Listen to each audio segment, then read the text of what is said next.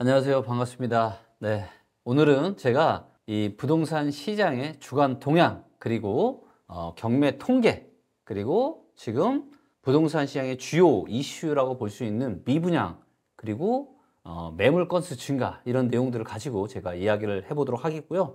오늘 영상 굉장히 중요하니까 끝까지 꼭 지켜보시기 바랍니다. 자, 먼저 이제 경매 통계를 좀 보도록 할 텐데요. 자, 리치고에 가서 지금 이제 매각 통계를 보시게 되면은 2월 달에 이제 경매 물건이 조금 작은 걸로 나오죠. 하지만 다들 기억하시지만 2월 달에는 설 명절이 있었습니다. 휴일도 있고, 그 다음에 뭐예요? 날짜도 다른 달보다 짧죠. 그거 감안하면은 경매 건수가 여전히 상당히 많습니다. 그래서 경매 건수는 여전히 상당히 많고, 그리고 매각률이 요 빨간색인데 매각률이 상당히 밑에 있죠. 매각률이 지금 뭐 23%, 뭐 25%, 그러니까 20% 초중반대에서 지금 매각률이 놀고 있고, 보시는 것처럼 역사적으로 봤을 때 이렇게 매각률이 낮았을 때가 경매 통계가 집계된 2004년 이후로 지금 처음이다. 즉 20년 만에요. 여러분들, 무려 20년 만에 경매가 지금 제일 지금 매각이 안 되는 겁니다. 낙찰이 안 되는 거예요. 네,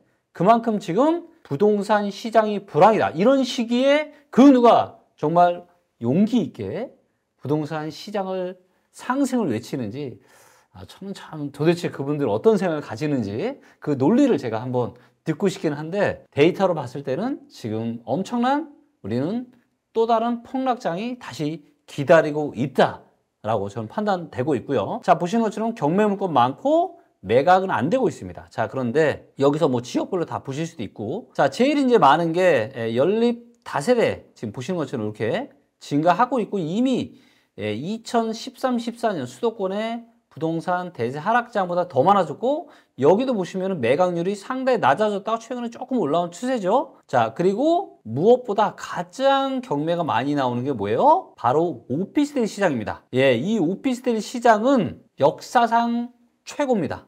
예, 역사상. 그래서 1200건 정도 가까이 지금 1월달, 2월달 오피스텔 경매 물건이 지금 쏟아지고 있다. 예, 이거는 역사상 가장 높은 수준입니다. 이 막대 그래프가 경매 건수, 그 다음에 좀 회색 비슷한 게 매각 건수예요. 빨간색이 매각률이고요.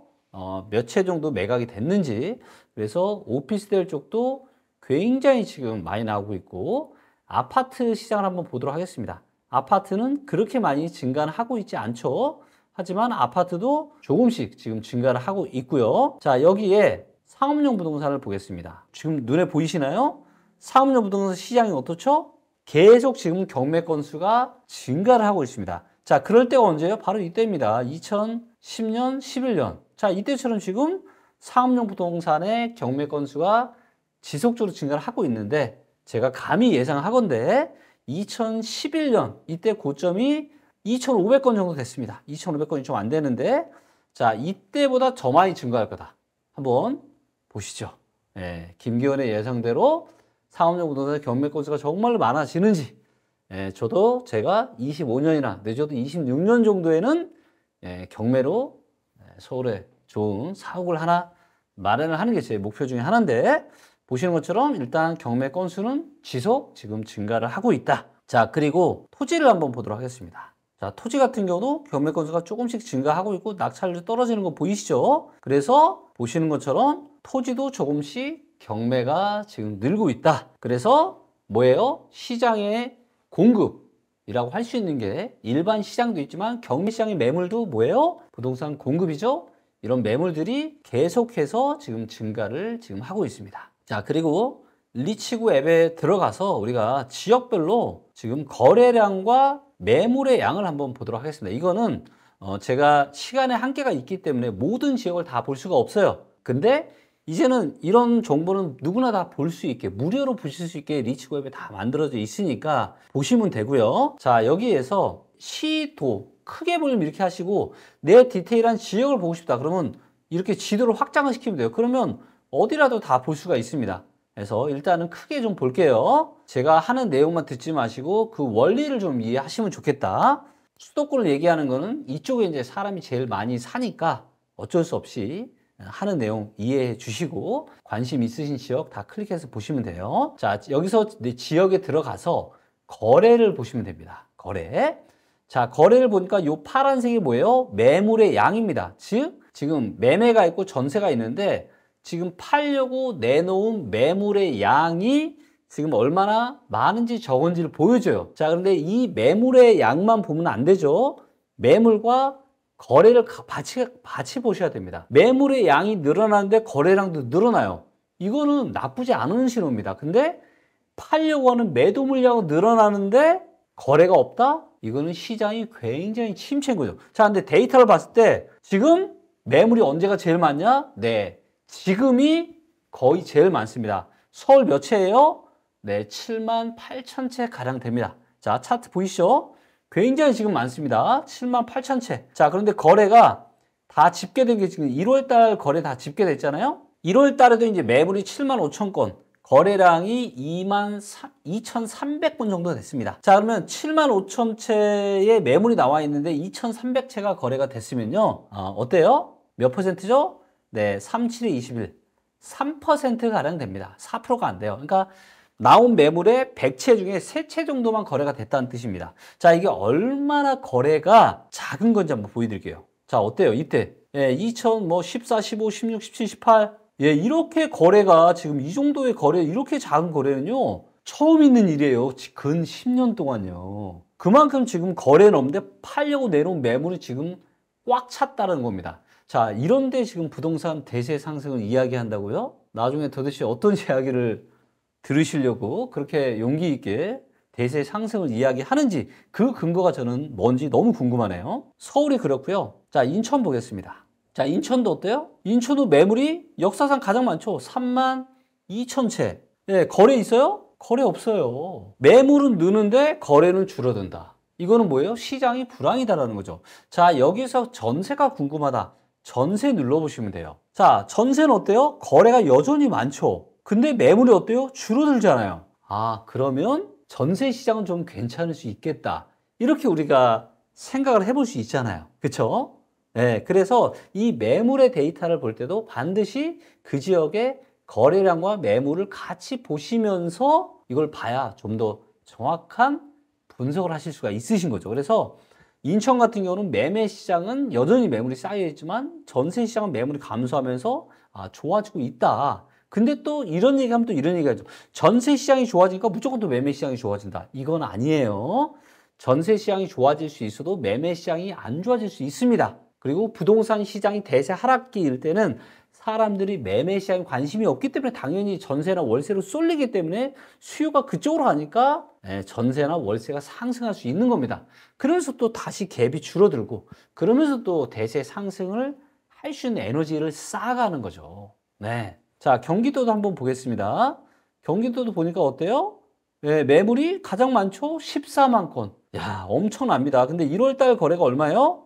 8천 건입니다. 8천 건. 그래서 지금 대부분의 지금 수도권만 봤는데 수도권에서는 뭐예요? 지금 매물은 굉장히 계속해서 쌓이는데 거래가 늘지를 못하고 있다. 그리고 경매 건수는 계속 지금 증가를 하고 있다는 겁니다. 명확하게 지금 부동산 시장이 불황이다라고 지금 이야기를 하고 있는 거고요. 자, 이번에는 자주 보는 수급 동향 데이터를 보도록 하겠습니다. 이 수급 동향 데이터도 리치구 앱에서 보시면 이 화면에 엑스퍼트 분석 들어가시면 전부 다 내 지역을 보실 수가 있습니다. 요게 이제 수급 거래 동향 데이터 제가 이제 이렇게 화면에 켰고요. 자, 이제 보시면 일단 전국적인 분위기를 한번 보도록 하겠습니다. 전국의 분위기. 자, 전국의 분위기 파란색이 매도세죠. 매도세 조금 줄어들다가 26일 날짜 대신 살짝 올라갔죠. 매수세가 늘지를 못하고 있죠. 그래서 매매 수급이 조금 좋아졌지만 19일 이후로 다시 좀 꺾이고 있습니다. 꺾이고 있어요. 그래서 보시는 것처럼 요 정도 22.1 정도면요. 언제적 수준이냐면 23년 3월 초 정도. 요때랑 지금 유사한 지금 정도다라고 자, 지금 보시면 되고요. 전세 수급도 조금씩 지금 회복이 좀 되고 있죠. 그래서 매매 수급은 약간 정체 정도, 전세 수급은 조금씩 좋아지고 있다. 자, 그리고 이거는 지역적으로 보시면 제일 안 좋은 데가 어디예요? 네, 제일 밑에 있는 세종. 여기가 전세 수급이 제일 안 좋습니다. 그래서 세종은 전세가가 강세를 띌 수가 없어요. 네, 약세를 보일 겁니다. 그리고 그 다음 안 좋은 데가 대구고요. 그 다음이 광주, 부산. 그래서 세종, 대구는 확실하게 100보다 확실하게 밑에 있기 때문에 여기는 전세가가 약세일 수밖에 없을 거예요. 세종, 대구. 그 다음에 100보다 낮긴 하지만 90보다 더 높은 광주나 부산 같은 경우는 뭐 약보합이나 보합 정도. 일부 지역에 따라서는 뭐 강보합이나 강세를 보일 수도 있을 거고요.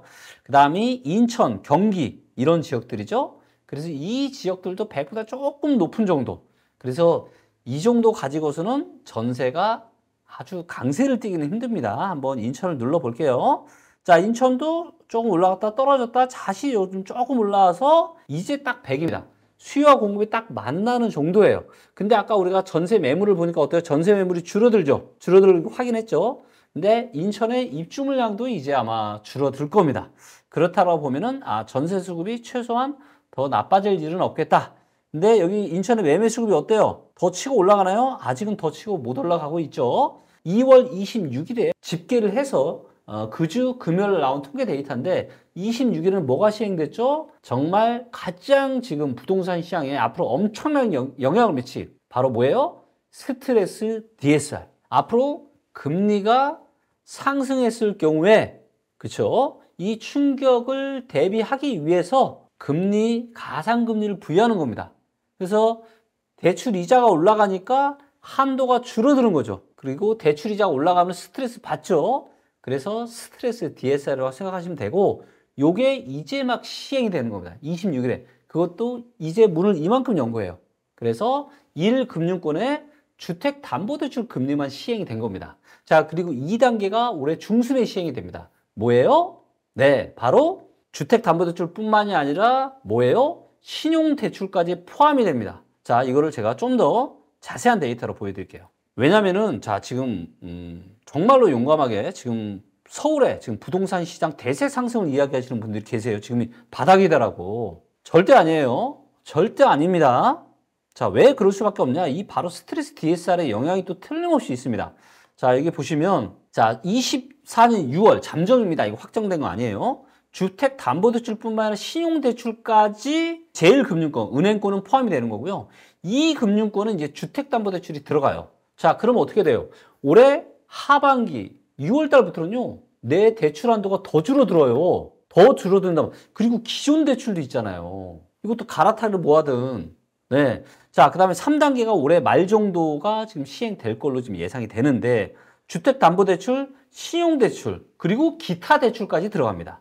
그리고 이게 1금융권, 보통 우리가 은행이라고 알고 있는 은행뿐만이 아니라 이 금융권까지 저축은행, 보험회사 이런 거 캐피탈 다 포함된단 말이에요. 자, 그럼 어떻게 된다? 신용대출, 주택담보대출 모든 게 DSR 통제를 받으면서 한도가 줄어드는 거예요. 자, 그러면 부동산 시장에 들어올 수 있는 유동성이 어떻게 되겠습니까? 더 줄어들죠. 줄어드는 거예요. 그런데 어떻게 부동산 대세 상승이야? 물론 가격에 거품이 없어요. 그러면 이런 정책들이 시행이 돼도 상승할 수 있습니다. 그리고 금리가 드라마틱하게 또 떨어지면은 상승할 수 있어요.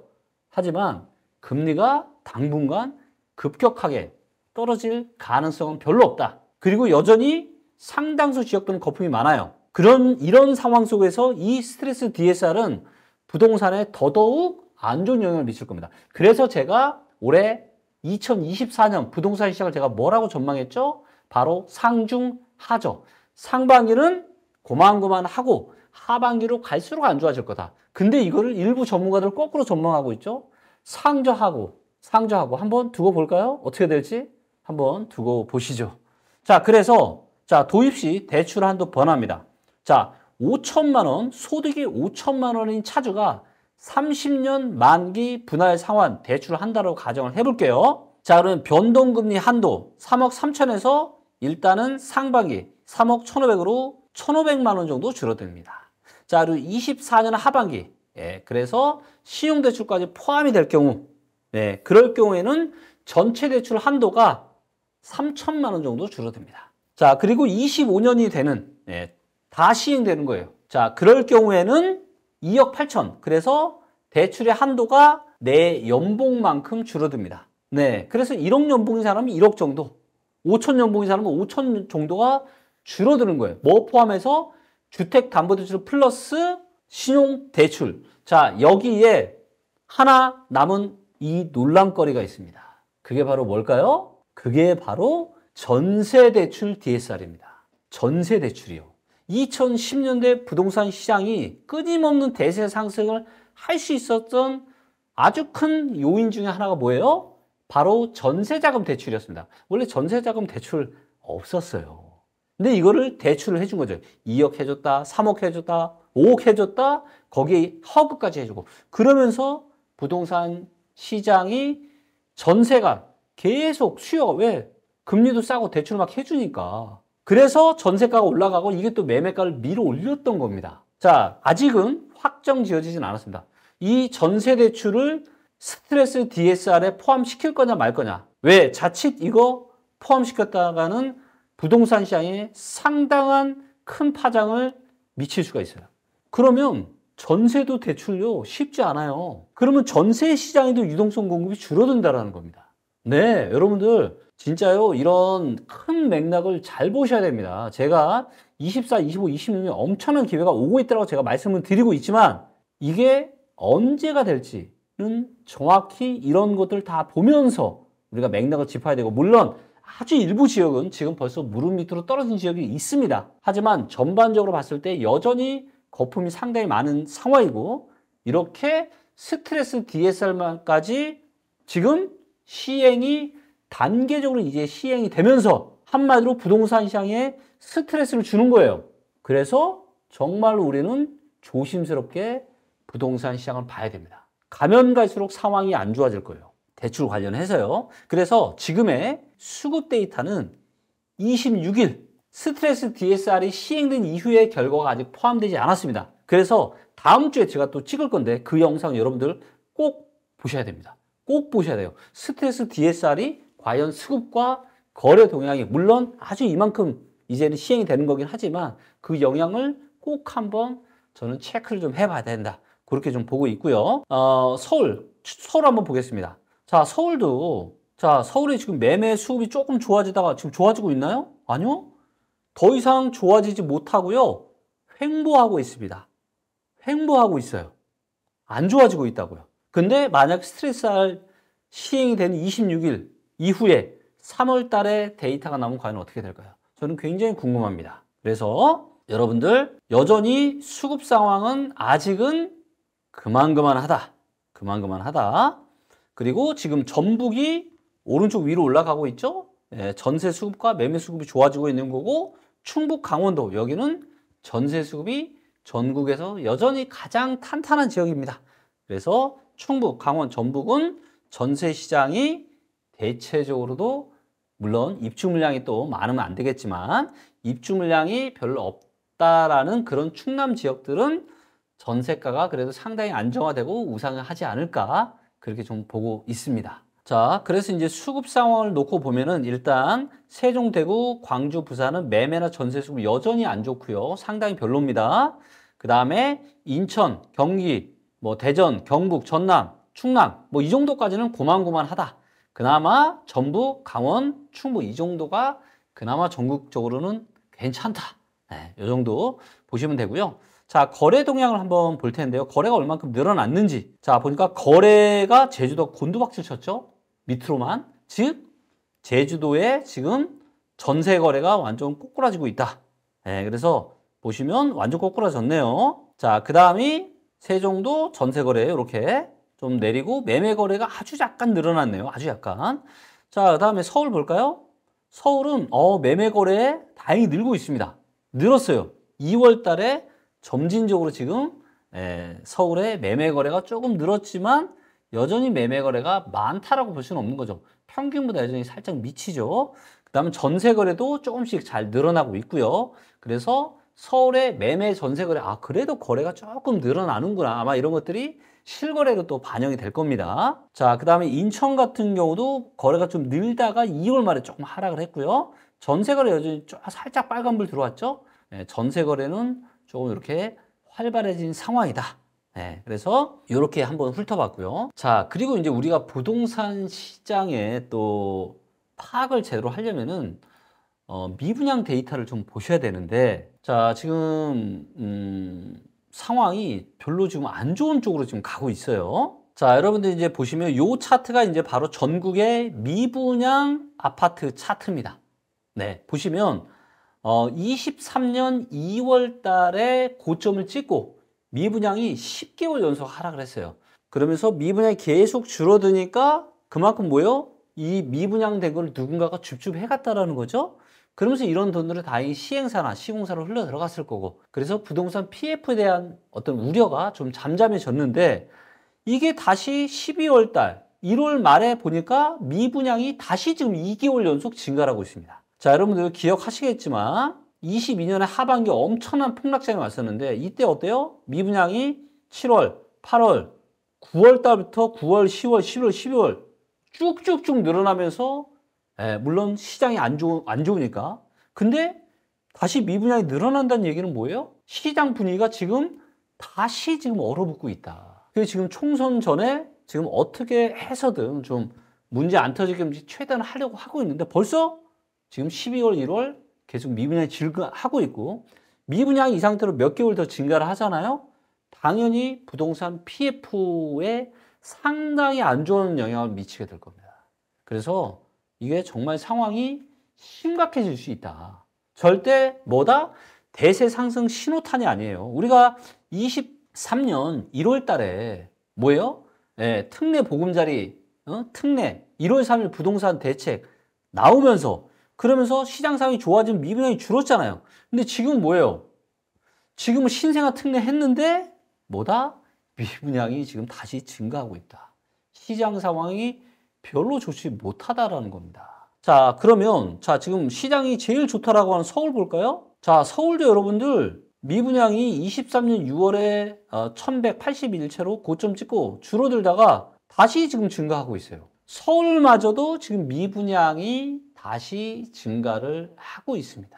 자, 이런 상황 하에서 매물은 지금 최고치고 거래는 거의 없고, 그쵸? 수급 상황은 여전히 거래 조금 늘고 했지만 여전히 별로 좋은 상황이 아니고, 그쵸? 경매 건수는 계속 증가하고 미분양도 다시 증가하는 이런 상황인데, 이런 살얼음판이 지금 걷고 있어서 언제 어떻게 지금 급락이 나타날지 알 수 없는데, 부동산 시장이 이제 바닥 찍고 대세 상승한다고요? 도대체 무슨 근거로 그런 이야기를 하시는 거죠? 정말 여러분들 부동산에 대한 의사결정 너무 중요하잖아요. 네? 고점에 잘못 사가지고 지금 피눈물 흘리시는 분들이 한두 사람이 아닙니다, 여러분들. 절대로 잘못된 이야기에 현혹되셔서 아주 중요한 의사결정 잘못 판단하지 마시고, 이제는 데이터에 근거해서 정확한 의사결정 하시면 좋을 것 같습니다. 자, 이제 마지막으로 가격 통계 데이터를 좀 보도록 하겠습니다. 자, 먼저 주택담보대출의 기준이 되는 KB 부동산의 이제 KB 부동산 주간 지수 데이터를 좀 보도록 하겠고요. 이 플라워 차트에서 왼쪽으로 가면은 매매가가 떨어지는 거죠. 그래서 보시는 것처럼 매매가가 계속 지금 떨어지고 있다. 그쵸? 매매가랑 전세가랑 올라가는 데는 충북, 그쵸? 강원. 제가 아까 수급 데이터 말씀드리면서 전국에서 제일 좋은 데가 어디라 그랬어요? 충북하고 강원이라 그랬죠? 그러니까 이 지역들은 여전히 이렇게 괜찮은 겁니다.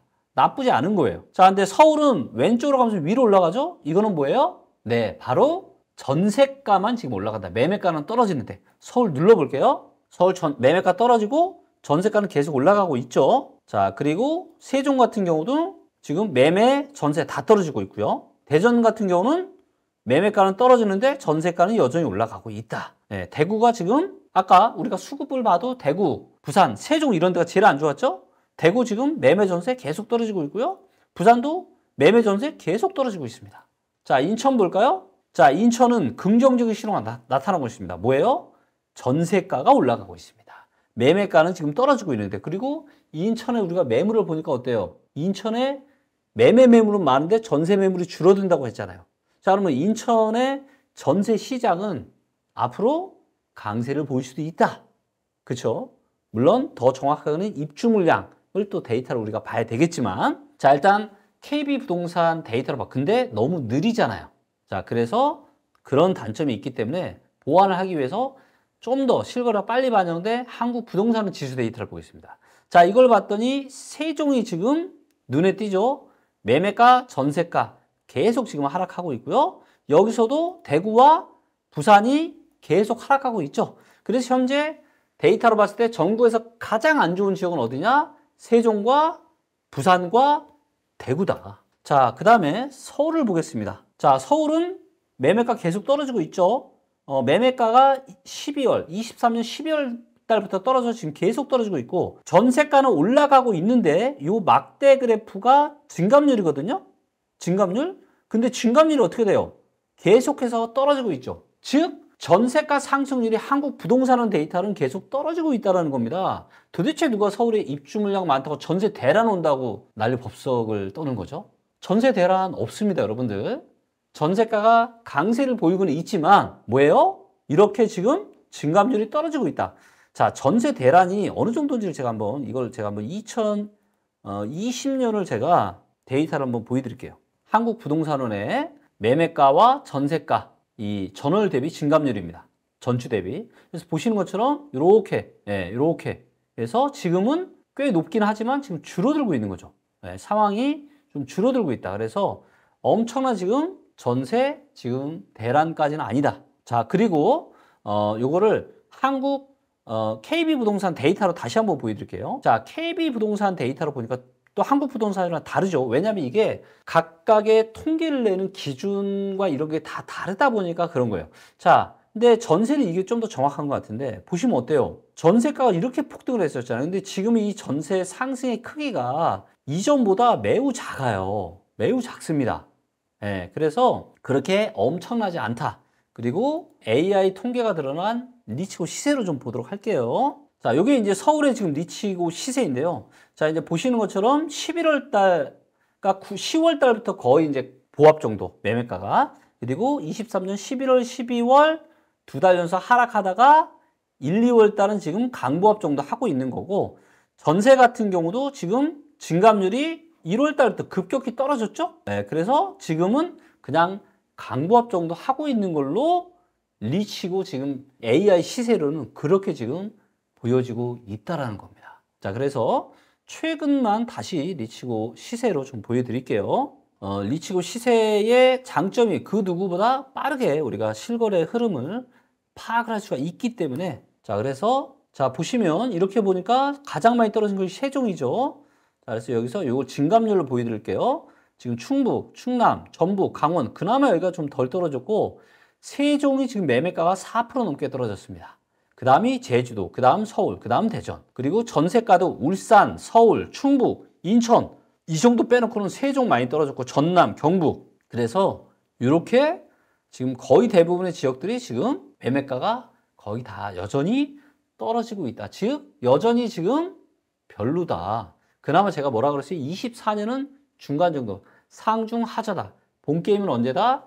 이 총선 끝나고 나서 아마 여름 정도, 7, 8월 달, 9월, 10월 달 이때부터가 진짜 부동산 시장에 정말 가격 흐름이 나올 거라고 저는 조심스럽게 예상을 하고 있고, 상중하죠. 그래서 하반기로 갈수록 시장은 더 안 좋을 것으로 저는 예상을 데이터에 기반해서 하고 있습니다. 한번 어떻게 될지 한번 주목해 보시죠. 그래서 전체적으로 지금 다시 한번 정리를 하자라면은, 매물은 팔려고 하는 매물은 굉장히 많이 쌓여 있는데 전세 매물은 그나마 지금 많이 줄어들고 있다. 그래서 전세는 좀 강세를 좀 보일 수 있겠다. 하지만 매매 시장 여전히 얼어붙어 있고 거래량은 여전히 별로 없고, 그런데 미분양, 감소하던 미분양은 다시 증가를 하고 있고, 그래서 거기에다가 스트레스 DSR은 26일부터 다시 또 시행이 되고 있고, 그래서 26일 이후에 통계 데이터의 흐름을 보는 게 매우 중요하다.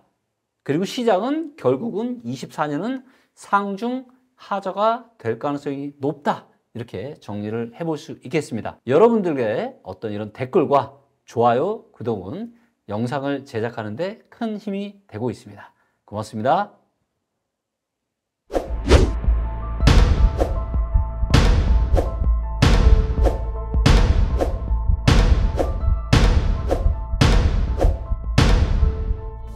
내년부터 본격화되는 이 세금 때문에 트리거가 시작이 돼서 거래량 데이터에서 그런 징후들이 보이고 있습니다. 서울의 아파트 시장은 올라갈 에너지는 없고 22년서부터는 이제는 보합이나 하락으로 내려갈 가능성이 많고요.